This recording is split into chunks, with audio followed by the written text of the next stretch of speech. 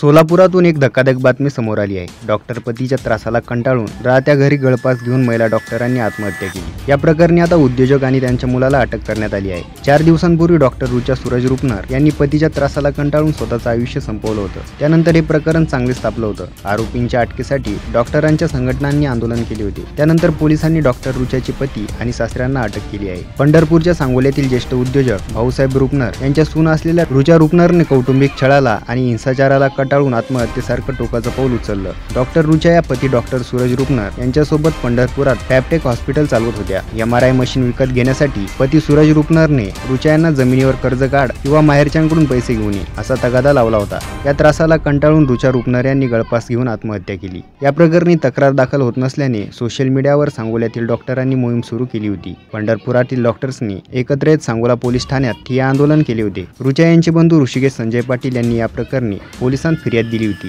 Doctor Rucha आणि doctor Suraj यांचा विवाह 8 वर्षापूर्वी झाला होता। त्यांना एक मुलगा आहे, मात्र डॉक्टर सूरज हा व्यभिचारी होता। तक्रारीच्या आधारे पोलिसांनी आधी रुचाचे सासरे भाऊसाहेब रुपनर, त्यानंतर सांगली आणि सोलापूर जिल्ह्याच्या हद्दीतून पोलिसांनी सूरज रुपनर यांना अटक केली। दरम्यान या प्रकरणाची राज्य महिला आयोगाने दखल घेतली असून या प्रकरणात आयोग पाठपुरावा करेल असे अध्यक्ष रुपाली चाकणकर यांनी म्हटलं आहे। फरार आरोपीला तत्काळ अटक करण्यासाठी पोलिसांचा शोध पथकांची संख्या वाढवण्याच्या सूचना काल केल्या होत्या। त्यानुसार कारवाई होत आज सकाळी आरोपी पती आणि सासरे यांना अटक करण्यात आली आहे। सुशिक्षित कुटुंबातील रुग्णसेवेत कार्यरत असणाऱ्या आरोपी व्यक्तीचे असे वर्तन अत्यंत निंदनीय आहे। डॉक्टर रुचा पाटील यांना न्याय मिळवून देण्यासाठी आयोग पाठपुरावा करेल असे रुपाली चाकणकर यांनी म्हटलं आहे।